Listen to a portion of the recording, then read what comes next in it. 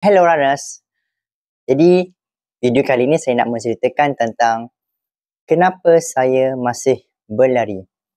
Okey, saya pun pada dulunya saya juga alami yang satu proses yang saya rasa macam dunia berlari ni tidak memberi impak kepada diri saya dan tidak ada satu pencapaian yang saya ingin banggakan. Tapi itu telah membuat saya macam dah lost ataupun dah rasa macam give up. Tapi bila fikirkan balik, saya dulu macam terlalu inginkan satu luaran, satu benda yang dapat pujian, dapat sokongan dan dapat anything lah daripada yang sementara dan daripada luaran.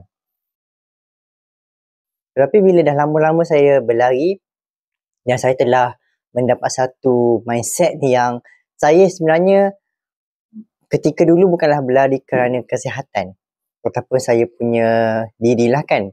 Tapi saya hanya fikir kepada orang. Saya nak pujian orang, saya nak banggakan diri depan orang, saya ingin kelihatan hebat. Itulah saya yang dulu. Jadi ketika tu padahal ketika tu pun saya tak adalah pencapaian yang terhebat, tapi adalah sekecil-kecil lah, bolehlah dibanggakan juga. Tapi bila difikirkan balik kan, dah berapa lama juga saya dalam dunia berlari ni. So time tu saya telah sedar yang aku kena berlari ni kerana aku nak sihat. Aku berlari ni kerana aku nak satu habit yang bagus. Aku berlari ni sebab aku nak berpeluh. Jadi disebabkan itulah saya sekarang pun dah tak kisah dah apa yang orang cakap, apa yang orang nilai, itu terpulang kepada mereka. Selagi dia punya kritikan atau dia punya komen tu membina, saya akan ambil. Kalau kritikan atau kutukan tu hanya menjatuhkan, saya abaikanlah. Jadi kalau saya berlari untuk waktu sekarang, saya tu dah fikir kepada diri saya. Saya dah fikir aku nak berlari ni kerana aku nak menanam satu habit. Saya sekarang bukanlah nak berlari menang sahaja. Ya betul, kalau bagi tertanya semua orang dalam dunia ni pun kan, apa-apa kita masuk pertandingan, kita akan nak menang, nak buat nombor 1, nak dapat yang terbaik and so on. Itulah lumrah kehidupan ataupun lumrah manusiawi kan. Tapi itu tak pelik. Tapi untuk masa sekarang saya cuba kawal diri supaya saya taklah berlaku sifat yang sama pada masa yang dulu. Jadi bila terlalu inginkan pujian, terlalu inginkan satu sokongan, bagi saya itulah sementara sahaja ataupun itu tak boleh dalam kawalan saya. Sebab saya dapat satu mindset ni yang ada benda kita boleh kawal dan ada benda kita tak boleh kawal. Dan benda kita tak boleh kawal ni terlalu banyak, terlalu tak boleh kira lah kan. Tak boleh kawal ni, maknanya di luar kawalan kita. Kita ni hanya seorang diri dan kita boleh kawal diri kita je. Dan selain tu, bukanlah kita nak mengawal, cuma kita hanya tahu macam mana kita nak react. So macam kalau kita menang kan, kita senyum, kita bangga. Tapi kalau kita kalah, kita sedih jap. Tapi kita kena stay balik, bangun balik kan. So itulah maksud saya, kawal diri tu adalah diri kita kan. So kita ni kena tahu yang kita nak buat tu adalah benda yang baik dan untuk diri kita dan tidak menjejaskan orang lain. So kalau kita tak dapat pujian pun, dapat hinaan ke, dapat cacian pun, dapat apa-apalah kan, dapat pengabaian daripada orang, dapat dipulaukan ke, jadi kita boleh still keep going.